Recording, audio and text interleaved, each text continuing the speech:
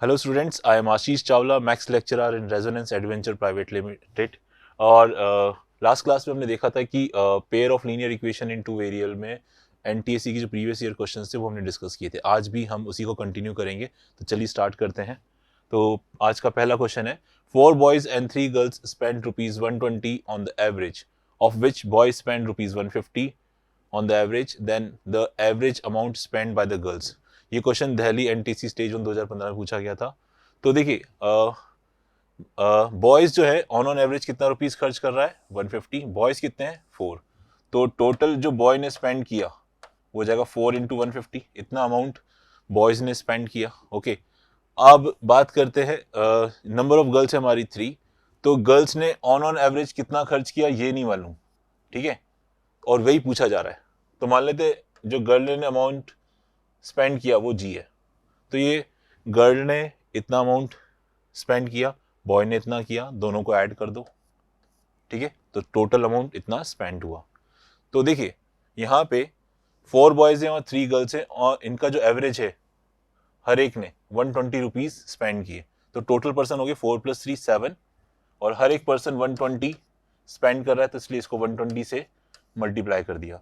ये भी total amount spend represent कर रहा है, ये भी टोटल अमाउंट रिप्रेजेंट कर रहा है स्पेंड, तो दोनों को इक्वल कर दिया।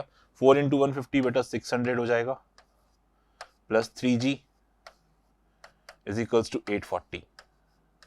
सो 3G is equals to 840 minus 600, that is 240. So G should be 240 divided by 3, that is 80. So the amount spent by the girl on an average is ₹80. So according to this, our option number A will be the correct answer. चलिए आगे बढ़ते हैं next question की तरफ बेटा। So the next question is, when my father was 31, I was 8. Now he is twice as old as I am. How old am I? Okay. इसने कहा कि जब मेरे फादर 31 के थे तो उस समय मेरी एज 8 ईयर्स थी, और ये पास्ट की बात हो रही है, ठीक है। मान लेते एक्स ईयर्स के बाद हम प्रेजेंट सिचुएशन में आ गए, ठीक है, एक्स ईयर के बाद हम प्रेजेंट सिचुएशन में आ गए, ये प्रेजेंट एज, तो सन की जो प्रेजेंट एज होगी वो हो जाएगी 8 + x, और फादर की एज हो जाएगी 31 + x। These are the present ages of father and son, और इसने कहा कि एट प्रेजेंट जो फादर है वो मेरी एज का डबल है, 31 + x जो है वो 8 + x का डबल है, ऐसा कहा जा रहा है। So 31 + x is equal to 16 + 2x। 2x में से बेटा x गया तो x आ जाएगा, 31 में 16 गया तो 15 आ जाएगा, तो यानी x की वैल्यू 15 है।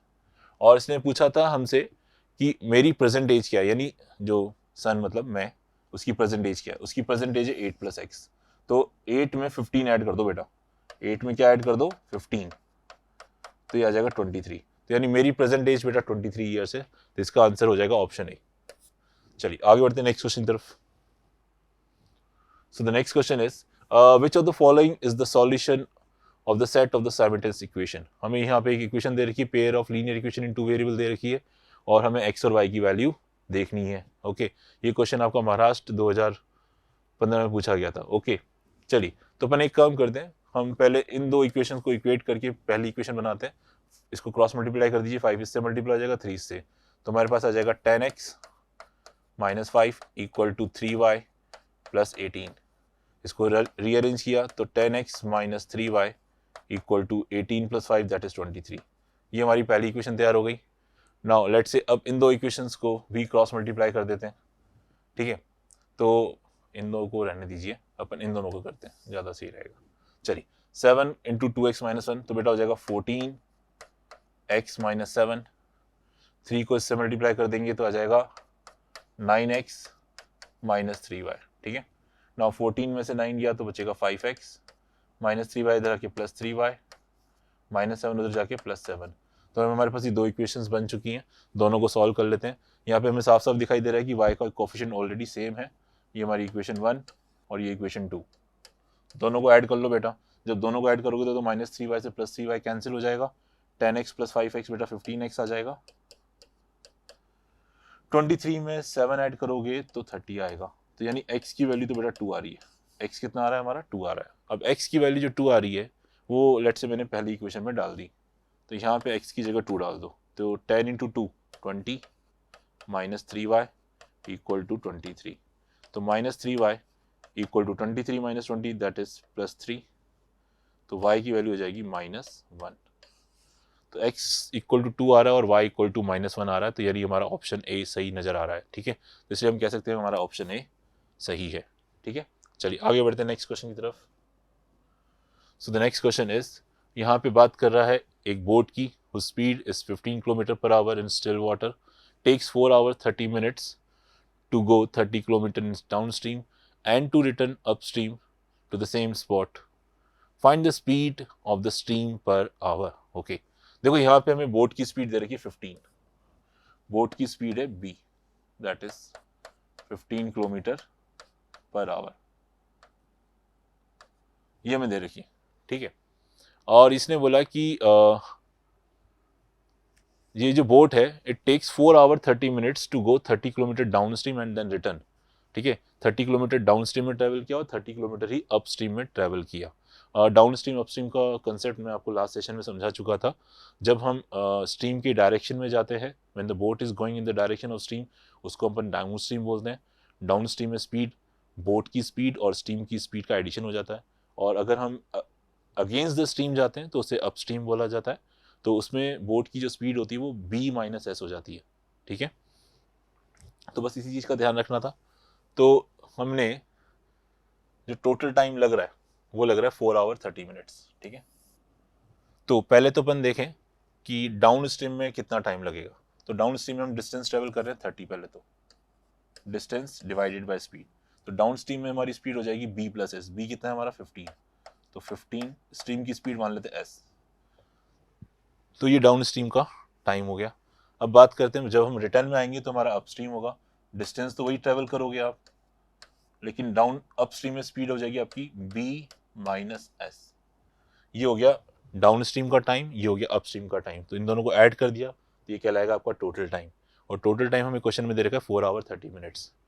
अब यूनिट्स का हम ध्यान रखेंगे, यहाँ पे जो टाइम्स है दैट इज इन आवर्स, तो इस 4 आवर 30 मिनट्स को भी आप आवर्स में कन्वर्ट कर दो। 30 मिनट्स का मतलब 1/2 आवर्स। ओके, तो यानी 4 1/2 आवर्स हो गया एक तरह से। एक तरह से ये क्या हो गया बेटा, 4 1/2 आवर्स हो गया। तो 4 1/2 का मतलब हो गया 9/2। सही है, 9/2।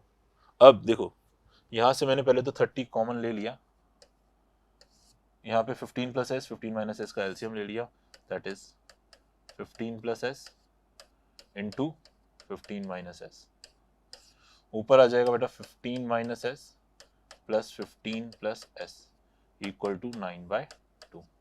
तो यहाँ पे माइनस एस से प्लस एस कैंसिल हो जाएगा, 15 प्लस 15 हो जाएगा 30, तो ऊपर तो हो जाएगा 30 मल्टीप्लाई विथ 30, नीचे हो जाएगा a plus B into A minus B, तो a square minus B square, तो 225, 15 का square 225 minus S square equal to 9/2। तो इसको अपन देखो 3 से कैंसिल कर सकते हैं, 3 10 जा और ये 3 3 जा, वापस ये 3 से कैंसिल हो जाएगा 10 टाइम्स, तो यानी हमारे पास आ गया 225 minus S square, cross multiply कर दिया इन दोनों को, 2 इससे मल्टीप्लाई हो जाएगा 10 इंटू 10 100, 100 इंटू 2 दैट इज 200, तो एस स्क्वायर की वैल्यू हो जाएगी बेटा 225 माइनस 200 दैट इज 25, तो यानी एस की वैल्यू 5 आ जाएगी। So the speed of the stream is 5 km per hour. So according to this, we can say that our option number B will be the correct answer. चलिए आगे बढ़ते हैं next question की तरफ। So the next question is, the sum of two numbers is 100 and one of the number is 2 less than twice the other number. Okay, तो दो numbers की बात हो रही है जिनका सम 100 है, let's say n1 plus n2, their sum is 100, और इसने कहा कि जो वन नंबर है, let's say n1 की बात कर लेते हैं, जो पहला नंबर है n1 is 2 less than twice the other number, twice the other number से 2 less है, ऐसा कुछ कहा। तो हमें नंबर्स बताने, तो अपन क्या करते हैं, इस इक्वेशन में n1 की वैल्यू पुट कर दो यहाँ पे, तो n1 को रिप्लेस कर दिया, इस n1 को रिप्लेस कर दिया 2 माइनस 2 से,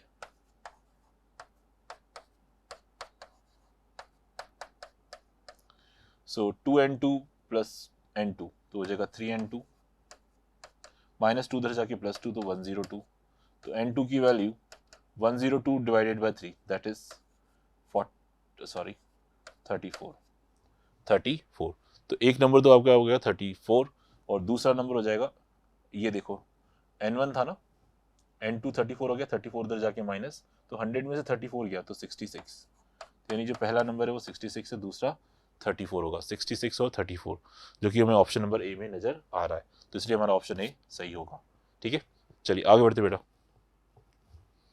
नेक्स्ट क्वेश्चन देखिए बेटा ये कह रहा है गणेश हैज टू पे ₹482 for 19 apples and 11 guavas if he would have exchanged the number of apples and guava then he would have to pay ₹64 less okay then find how much more amount he has to pay to purchase apple than one guava okay तो देखो बेटा यहाँ पे Apple की cost को अपन ए मान लेते हैं गुआवा की कॉस्ट को जी मान लेते हैं तो 19 एप्पल की कॉस्ट हो जाएगी 19 ए और 11 गुआवा की कॉस्ट हो जाएगी 11 जी इसकी टोटल कॉस्ट आ रही है 482 ठीक है अब इसने ये कहा कि अगर हम इंटरचेंज कर लें गुआवा और एप्पल को तो 11 तो एप्पल और 19 गुआवास ऐसा हम करें तो हमें 64 रुपीज़ कम देने पड़ेंगे तो 482 में से 64 माइनस कर लो सिंपल ठीक है ना तो ये आ जाएगा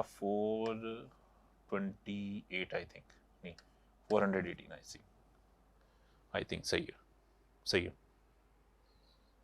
ठीक है तो ये हो जाएगा अब हमें फाइंड क्या करना है find how much more amount has to pay to purchase apple then guava okay so apple minus guava ये बेसिकली आपको a माइनस जी की वैल्यू निकालनी है क्वेश्चन में a माइनस जी की वैल्यू आपको निकालनी है तो मैं क्या करूं दोनों इक्वेशन को माइनस कर दो दोनों इक्वेशंस को मैंने क्या किया माइनस करा ठीक है यहाँ पे हम एक्चुअली देख रहे थे कि दोनों के जो कोफिशिएंट है वो इंटरचेंज हो रहे हैं तो जब भी ऐसा दिखे तो आप एक बार माइनस तो कर लो ठीक है तो देखो 19 में से 11 गया तो बचेगा 8a 11 में से 19 गया तो बचेगा माइनस का 8g इज इक्वल्स टू इन दोनों को माइनस किया तो ये हमारा 64 था है ना माइनस ही कर रहे हैं तो ये 64 आ गया आपका पूरे को 8 से डिवाइड कर दिया तो a minus G equal to 8 तो हमारा आंसर आ गया 8 तो इसलिए ऑप्शन बी सही होगा चलिए आगे बढ़ते हैं बेटा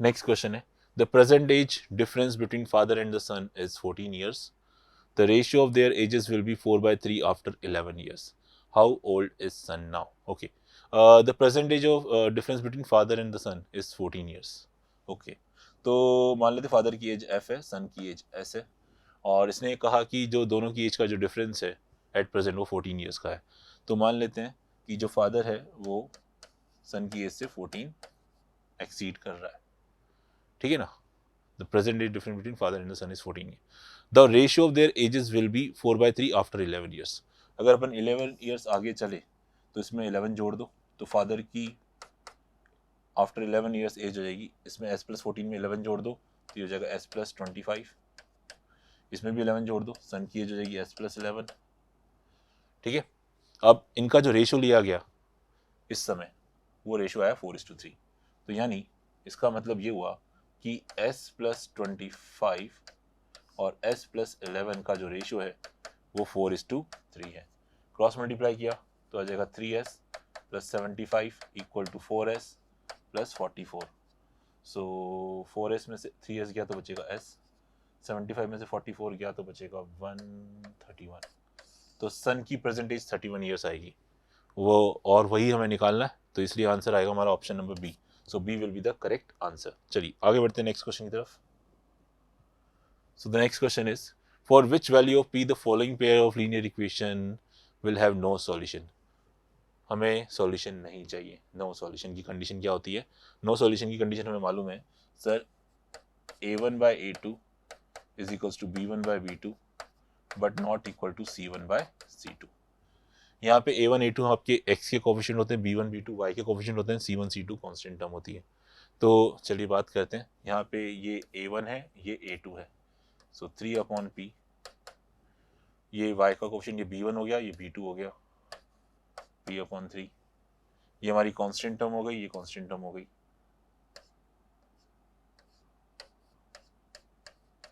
डन, ये कंडीशन है। तो देखो अगर अपन इन दोनों को इक्वल करें तो यहाँ से अपन देख सकते हैं कि पी स्क्वायर की वैल्यू 9 आ रही है, इसका मतलब है कि पी की वैल्यू +-3 आ रही है। ठीक है, अच्छा ये दोनों इक्वल होने भी चाहिए और ये दोनों अनइक्वल भी होने चाहिए। तो इसको क्रॉस मल्टीप्लाई करोगे तो देखो 3 से 15 कट जाएगा 5 टाइम्स, तो यानी 5p is not equal to 7, ये भी होना जरूरी है। इसका मतलब है कि p जो है वो 7/5 नहीं होना चाहिए। तो हम p की ऐसी वैल्यू लेंगे जो दोनों को सेटिस्फाई करे, क्योंकि बीच में एंड ऑपरेशन चल रहा है। तो अपन कह सकते हैं कि p की वैल्यू +-3 आप ले सकते हो, इसको कोई ऑब्जेक्शन नहीं। बस ये कह रहा है कि p की वैल्यू 7/5 नहीं होनी चाहिए। तो +-3 हमारा आंसर होगा, that is option number C will be the correct answer. ये क्वेश्चन आपका राजस्थान एनटीसी स्टेज 1 2016 का क्वेश्चन है बेटा। चलिए आगे बढ़ते हैं नेक्स्ट क्वेश्चन की तरफ। So the next question is line x plus y equal to 2 passes through which quadrant? Okay, तो अपन एक काम करते हैं, इसका एक रफ स्केच बना लेते हैं। देखिए ये हमारा x एक्सिस, ये हमारा y एक्सिस, ये हमारा ओरिजिन। तो देखो अपन क्या करते हैं, पहले तो अपन ये देखते हैं कि ये x एक्सिस को कहाँ कट करेगी। x एक्सिस को कट करने का मतलब है कि y कोऑर्डिनेट 0 होना, तो अपन ने y को 0 रख दिया। जैसे y को 0 रखा तो x कितना आएगा 2, तो यानी ये 1 2, तो ये यहाँ से पास होगी। ठीक है, नेक्स्ट टाइम ये y एक्सिस को कहाँ कट करेगी, उसके लिए आप क्या करो, x को 0 रख दो। x को 0 रख दिया तो y की वैल्यू 2 आएगी, तो यानी ये 1 2, यानी ये रही। तो लाइन इन दो पॉइंट से पास होने वाली है, तो ये इन दोनों को पॉइंट को ज्वाइन करते हुए मैंने ये लाइन बना ली। तो आप देख सकते हो कि ये जो लाइन है, देखो ये हमारा फर्स्ट क्वाड्रेंट कहलाता है, ये सेकंड, ये थर्ड और ये फोर्थ। तो आप देख सकते हो कि ये जो लाइन है हमारी वो फोर्थ क्वाड्रेंट से पास हो रही है, फर्स्ट से भी हो रही है और सेकंड से भी हो रही है, यानी फर्स्ट सेकंड और fourth, that is option number D. तो फर्स्ट सेकंड और फोर्थ ये तीनों क्वाड्रेंट से पास हो रही है, तो इसलिए हमारा ऑप्शन डी सही होगा। ये क्वेश्चन गुजरात एनटीसी 2016 का क्वेश्चन है बेटा। आगे बढ़ते हैं, नेक्स्ट क्वेश्चन हमारा क्या है। क्वेश्चन ये कह रहा है कि 3 years ago the sum of the ages of the father and his son was 40 years. After 2 years the sum of the ages of the father and the son will be. देखो इसने ये कहा कि प्रेजेंट एज फादर की f मान लेते हैं, सन की s मान लेते हैं। ठीक है, अब इसने कहा 3 years ago, 3 साल पहले फादर की एज हो जाएगी f-3, सन की एज हो जाएगी s-3। ठीक है, तो 3 साल पहले जो इनकी एजेस थी उनका सम, यानी कि इन दोनों को ऐड कर लो, ये हो जाएगा f + s-6, इसकी वैल्यू कितनी थी 40। तो इसका मतलब ये है कि f + s 46 के बराबर है। अब ये पूछ रहा है हमसे आफ्टर 2 years उनकी एज का सम बताओ। तो 2 years जब अपन आगे चलेंगे तो फादर की एज हो जाएगी f+2, सन की एज हो जाएगी s+2। तो इनकी एजेस का सम बताना आफ्टर 2 years, तो हो जाएगी f+2 s+2, तो हो जाएगा f + s+4, और f + s की लिए बेटा 46 है, तो 46 + 4 यानी कि 50। तो आफ्टर 2 years फादर और सन की जो एजेस है उनका सम 50 years हो जाएगा, that is option number C will be the correct answer. ये भी गुजरात का क्वेश्चन था 2016 का। चलिए आगे बढ़ते हैं, next question. In a 2-digit number, the digits tens place is double of the digit at the unit place. Okay. If we exchange the digits mutually, then the number decrease by 18. Then the number is okay. मान लेते हैं इसने कहा कि जो digit है tens place पे वो डबल है यूनिट प्लेस पे। यूनिट प्लेस पे मान लेते हैं जो वो डिजिट थी वो x थी, और जो टेंस प्लेस पे जो डिजिट थी वो 2x थी।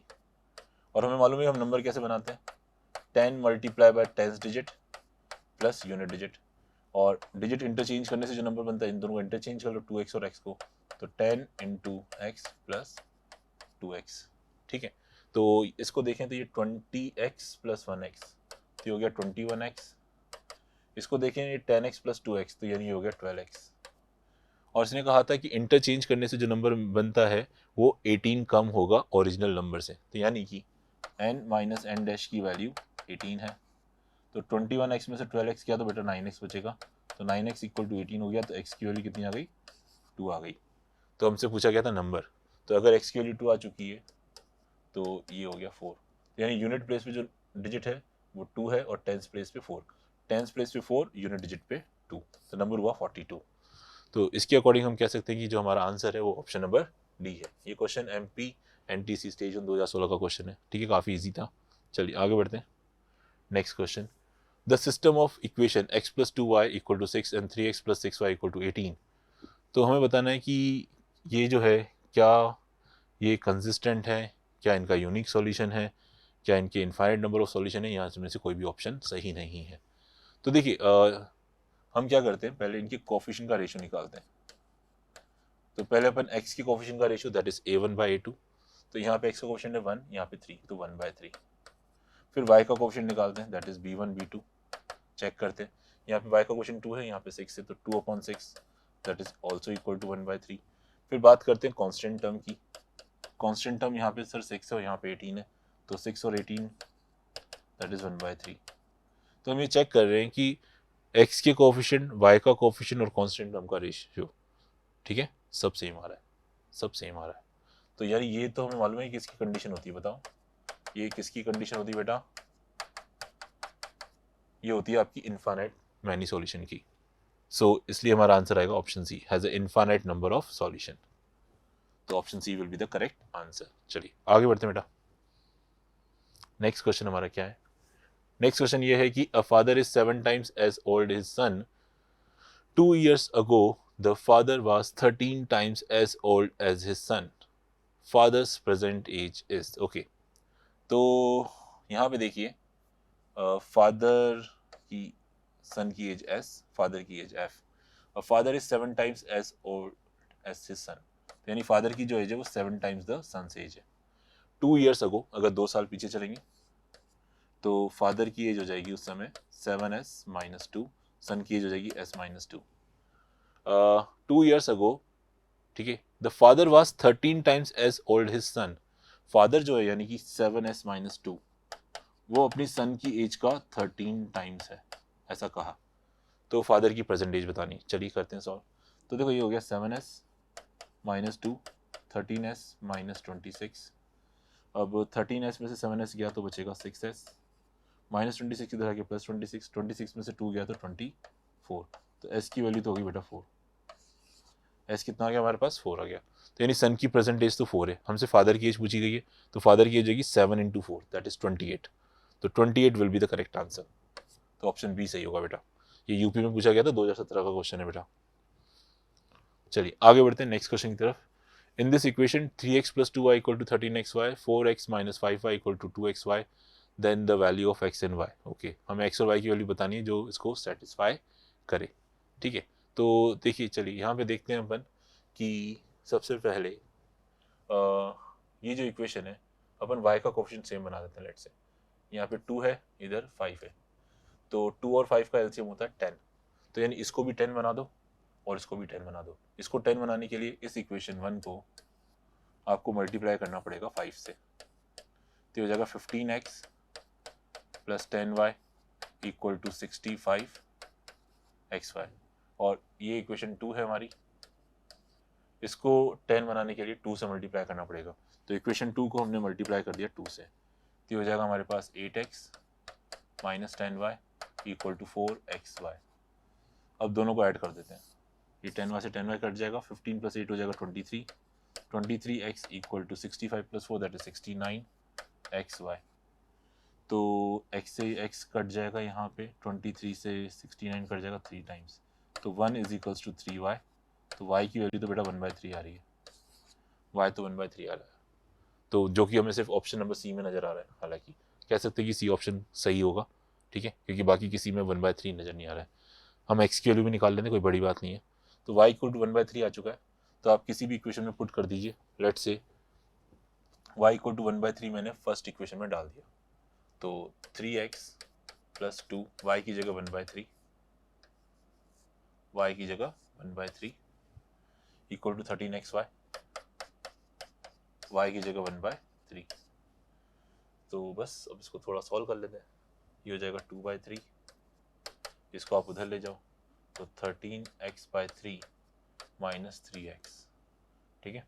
तो यहाँ पे अपन ने 3 एलसीएम ले लिया, तो 13 माइनस 9 तो हो जाएगा 4x, तो 2/3, 3 से 3 कट जाएगा, 2 से 2 कट जाएगा, तो 1 इक्वल टू 2x। तो x की वैल्यू बेटा 1/2 आ रही है, तो यानी ऑप्शन सी सही आ रहा है।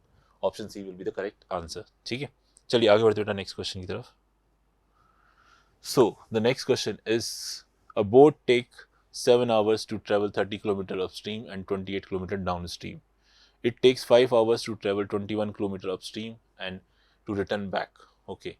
Then find the speed of the boat in still water. ये क्वेश्चन बेटा महाराष्ट्र एनटीएससी स्टेज 1 2017 का क्वेश्चन है. अपस्ट्रीम डाउनस्ट्रीम का कंसेप्ट ऑलरेडी अपन डिस्कस कर चुके हैं. अपन डायरेक्ट इक्वेशंस बनाते हैं. तो देखिए हमें टोटल 7 आवर्स लग रहे हैं 30 किलोमीटर अपस्ट्रीम में और 28 किलोमीटर डाउनस्ट्रीम में. तो टोटल टाइम कैसे निकालते हैं? टोटल टाइम का फॉर्मूला होता है अपस्ट्रीम में कितना टाइम लग रहा है और डाउनस्ट्रीम में कितना टाइम लग रहा है, दोनों को ऐड कर देंगे तो टोटल टाइम आ जाएगा. टाइम का फॉर्मूला आप सब जानते ही हो, टाइम होता है डिस्टेंस अपॉन स्पीड.